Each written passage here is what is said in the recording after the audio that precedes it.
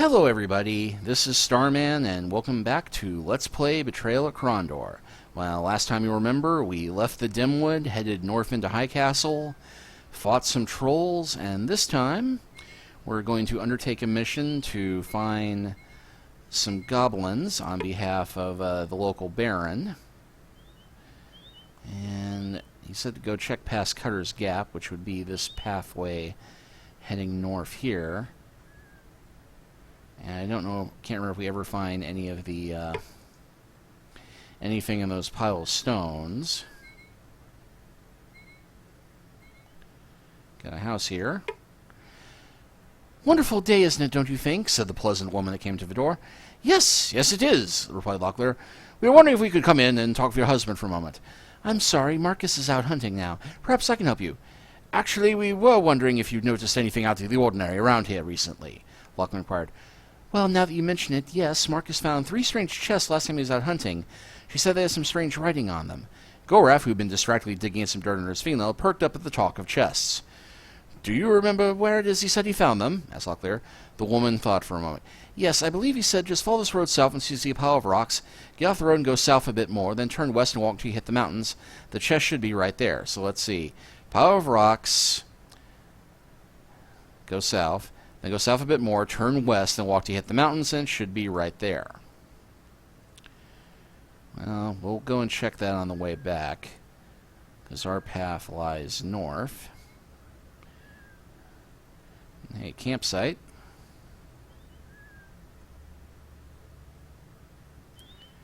Uh-oh, dead body. Sword and spoiled rations, nothing helpful. Ah, and there would be our goblins. The enemy jumped back. Locklear felt a surge of confidence as the enemy struggled in desperation to meet their attack. Judging by the speed at which they regained their composure, he guessed they were well trained and could provide quite a fight.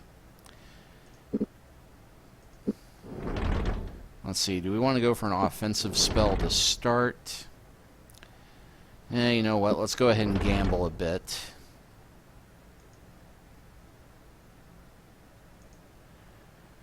Set up a defensive perimeter for Owen. And hey, let's see if we can take one of these guys out to start.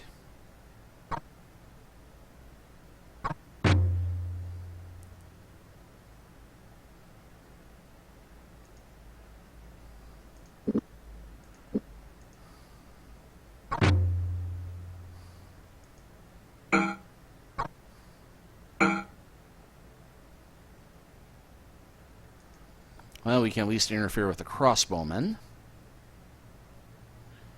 And just to make this obvious,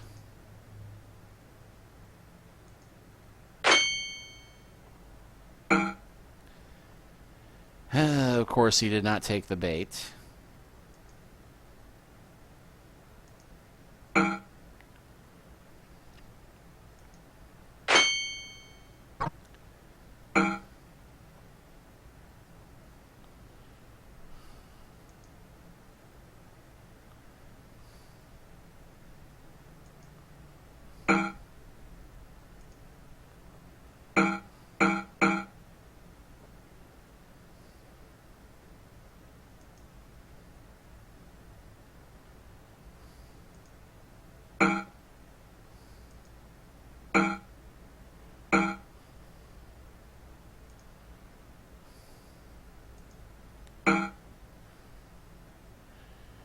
Oh, he's literally chasing me the exact pathway I'm taking.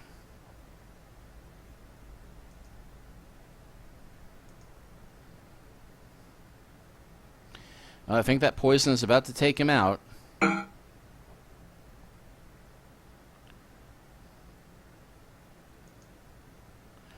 Ooh, just barely skirted my own trap.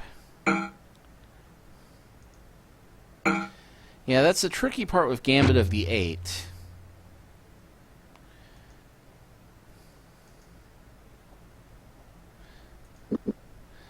Is that the AI will seem to almost guess where your stuff is, but we have taken care of the goblins. And we can go ahead and loot these guys fully, even though they don't really have anything useful. After all, High Castle is just around the corner.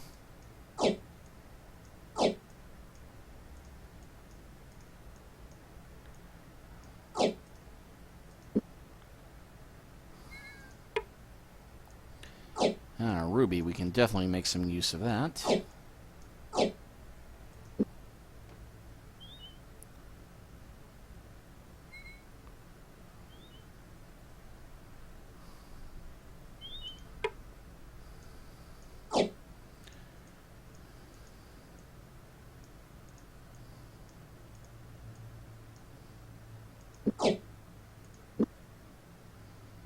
I wonder.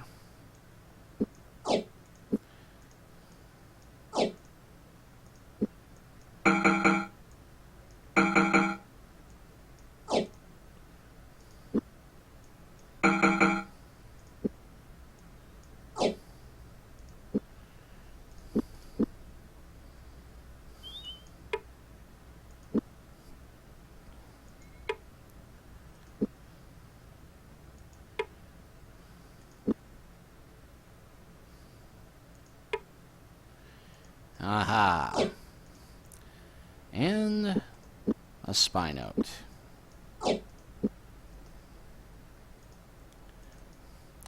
Delicon.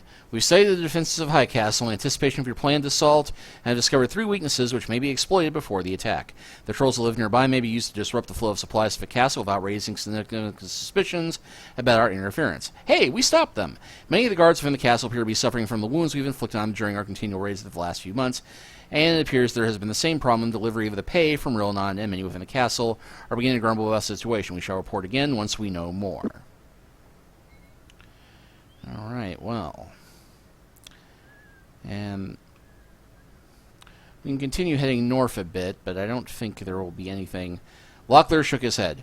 I don't like the idea of going this way, he said. We can't accomplish anything that far north. All that is up there is completely controlled by the Moradhel, and we'll be walking straight into the enemy's hands. So, yeah, we cannot go north in this chapter, or indeed any chapter.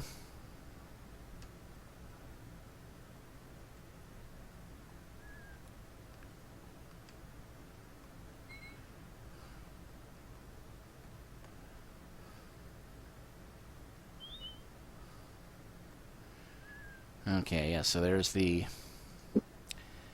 path that the lady told us to take. So head south from here until we hit a mountain, and then head west again.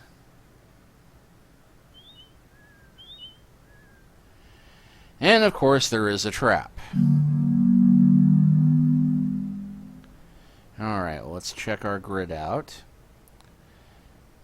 Ah, well, this one seems easy enough. We just have to...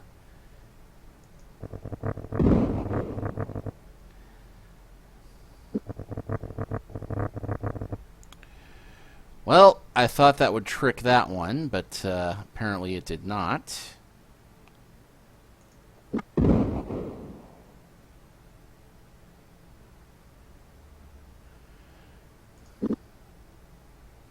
They were trapped. With the sound of his heart pounding in his ears, Locklear forced himself to pause, forced himself to think clearly for a moment, an action that lasted mere seconds but felt like lifetimes. Taking stock of their situation, he quickly realized escape would be futile.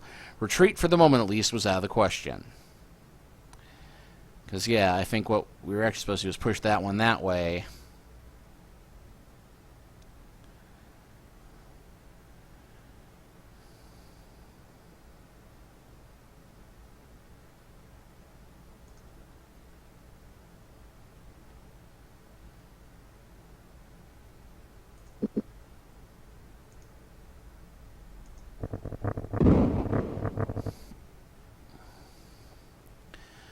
So, yeah, I just destroyed the blocks that we need to actually get through this. The thing we were supposed to do was push that to where it would trigger, or shoot the cannon, shoot through there, and clear that. So there's really nothing else to do but have somebody run through it. And I can get Goraf rested up at least, because he's got the most hit points. He's got the best chance of getting through this.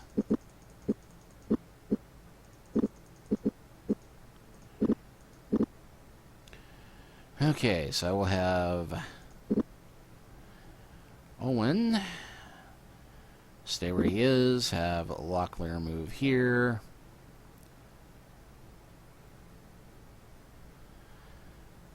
Actually, no, I will have Locklear move here. Have Goraf move there.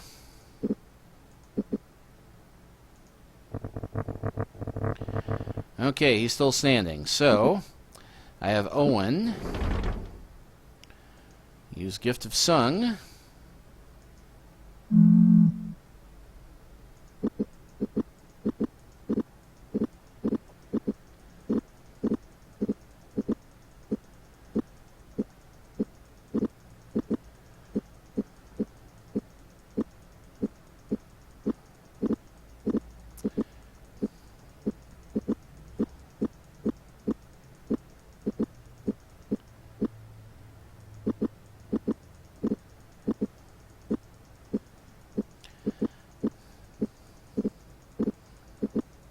Exciting, isn't it?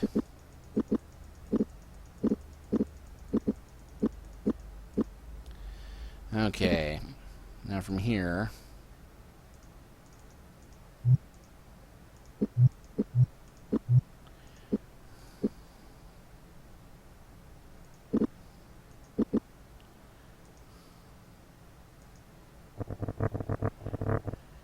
Okay.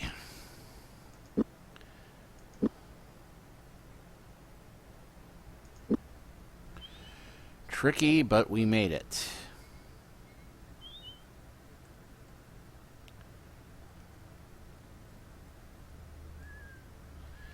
And it looks like, well, there's a chest there.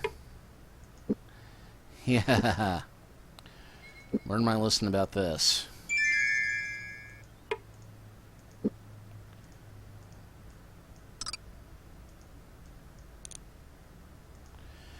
Okay, not one that we can work with, but that did apparently increase our lockpicking skill.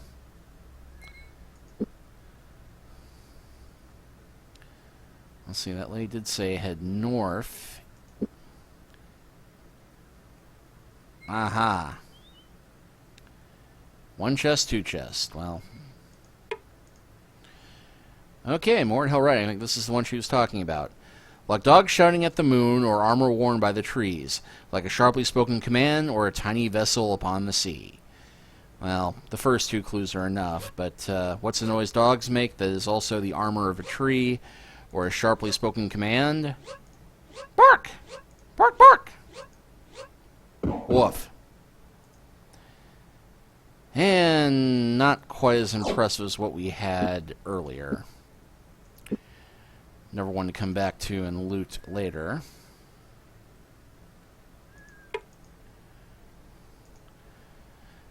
You can see it in winter, never in summer. Even though it is light as a feather, the mightiest, more to hell in the north, cannot hold it for long. Well, that's easy enough. What can't you hold for long, see in the winter but never in summer? Your breath.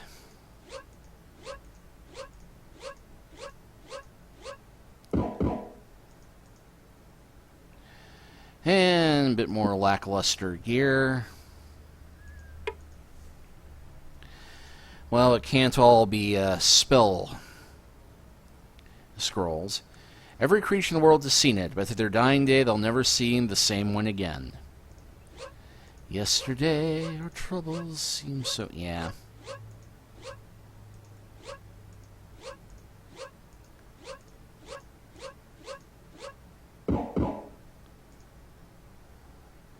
Aha, well, this actually is something worth our trouble.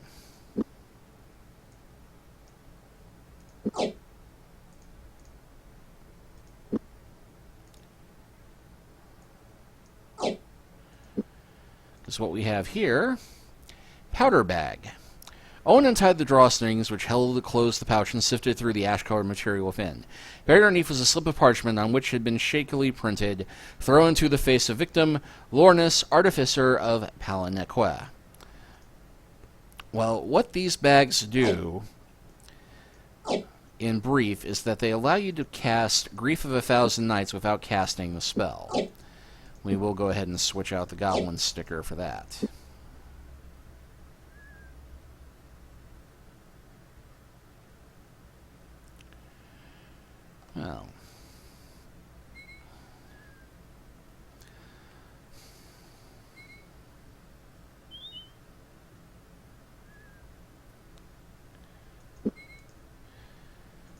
Yes, it's kind of easy to get turned around in the crossroads here. I think that is High Castle. It seems like there's a little house back here.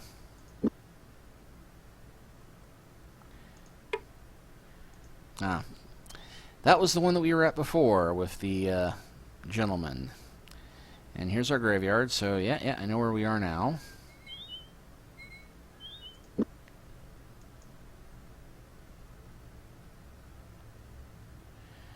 Yeah, there's our pile of dead trolls, and here is High Castle. Yeah, I have the music off now.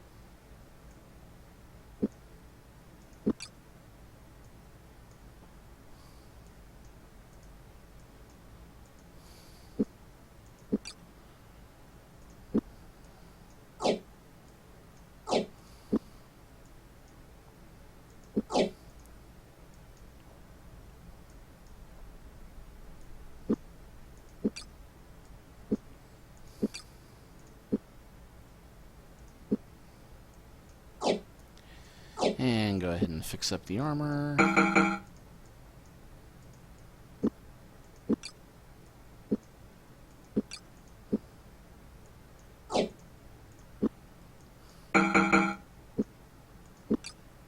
Whoops. You know what? We were going to get some fancy armor anyway.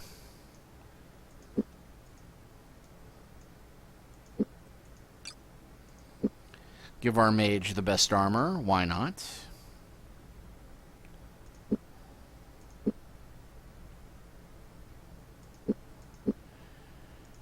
And I think we'll go ahead and that will do us for now. Kevin met them at the door. After exchanging pleasantries, they followed him as he led them toward the kitchens where he had been originally bound. Turning a right corner, they entered a small galley. "So?" he asked, retrieving something to snack on, handing them all food to snack on as well. "What have you discovered in your travels?" Wordlessly, Locklear retrieved the note they had removed from the dead goblin and handed it over, watching carefully as the Baron read over its contents. At last he crumbled the parchment into a ball as he spoke. "Delicon will have to do better than that, putting such an obvious plant over the bridge. He's trying to convince us to take a force across the river since we so obviously outnumber the meager forces there. He won't be falling for that trick," he said resolutely, taking a large bite of a joint of beef. He mumbled around his food. "Reminds me of the tactics that Saran used when I was serving the lady of the Akoman Kellywan." "I'm sorry the information we brought back wasn't of more value," Locklear apologized. Baron Kevin straightened.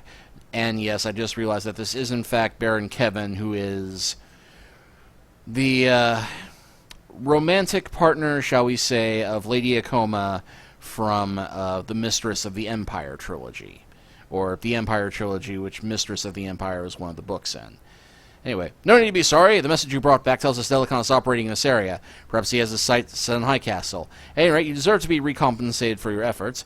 Before you leave here, I shall see that that 200 gold are given to you." "That is most gracious, but please, no false modesty," interrupted the Baron, breaking into an eager smile as he slapped Locker's back. "It's not as if I'm giving away my own money. Or giving away my own money anyway. I don't think Baron Trollville would have minded." At last they agreed to take the money and said their goodbyes. So, hey, got money, and nobody is around.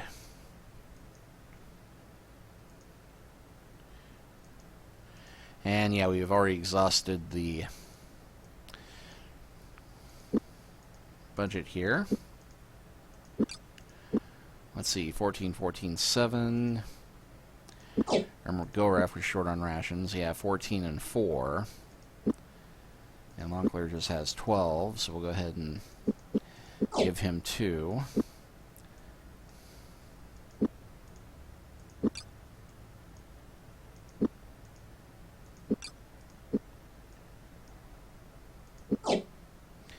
Okay, so let's see, 14, 14, 2, 14, 14, and just the 2 there. So we'll go ahead and take another 7.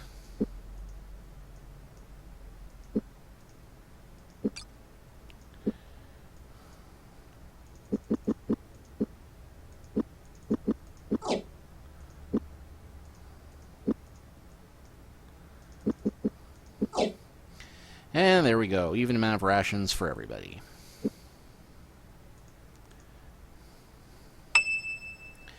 And I think my haggling probably just increased. No, defense, crossbow, lockpick. Yeah, haggling, up to 64. And barding, weapon craft, defense, armor craft.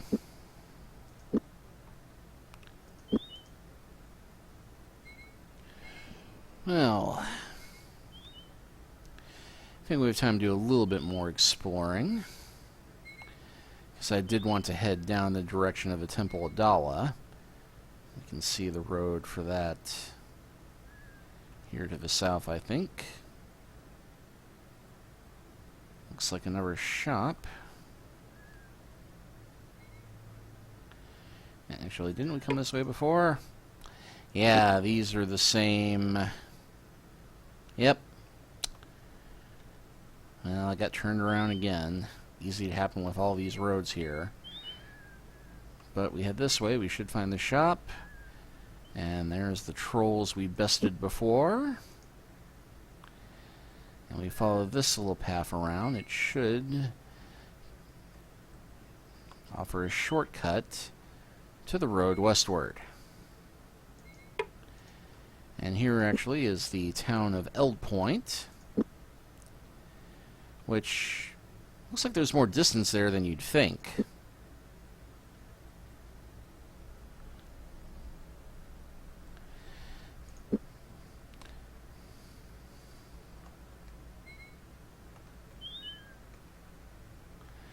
Yeah, I thought there was a chest on the road. Alright. Oh wait, this is the one we couldn't pick before. Okay. Well, before we head to the village, I remember there being more chests somewhere in the south.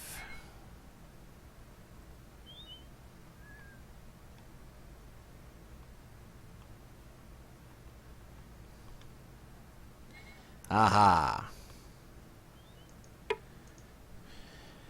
Okay, number 3 riddle lock chests. Oh, wait. Right, I forgot. We found these last time. Could have sworn there was more, but yeah, those are the ones I was thinking of. Okay, so back to the village.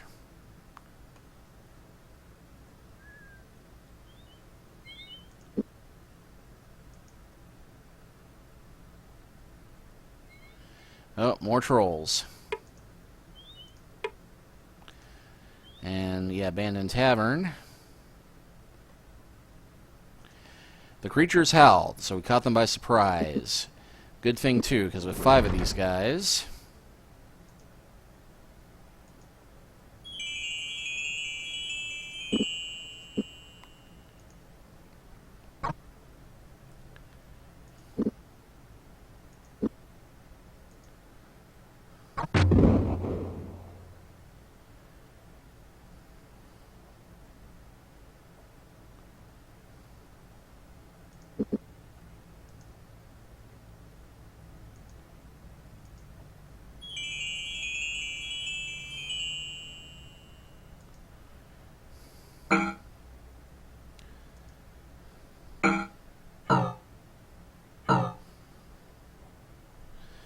Uh-oh, one of them was smart enough to try and go after me.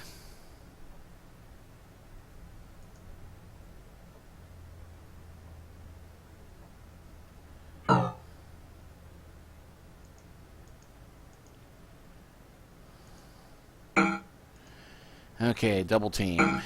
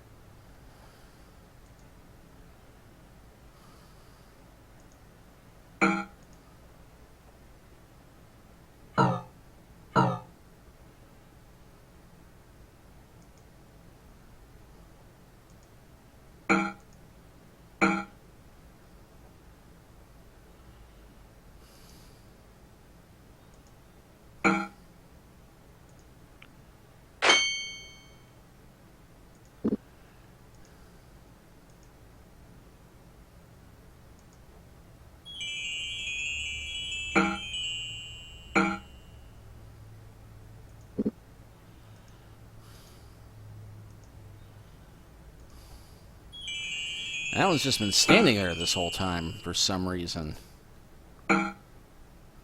Oh, heck.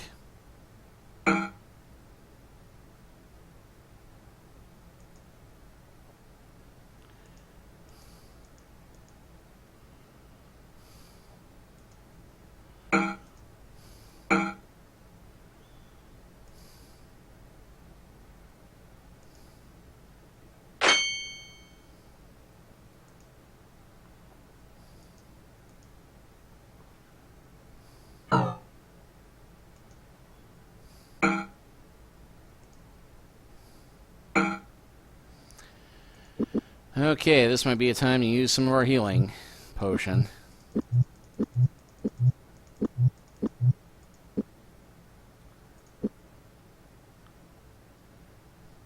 Actually, did just hit me.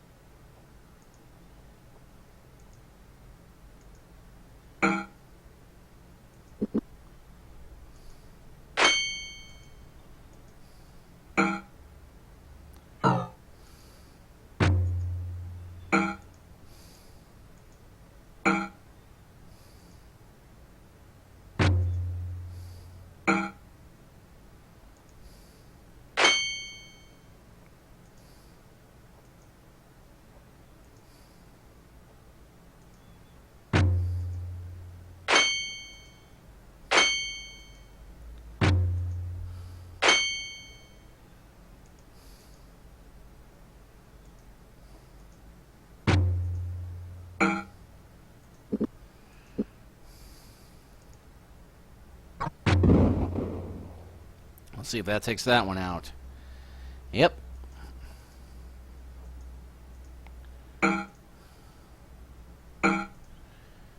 Come on. Hell. Took our time on that one, but finally won it. Although they don't seem to have anything worth taking.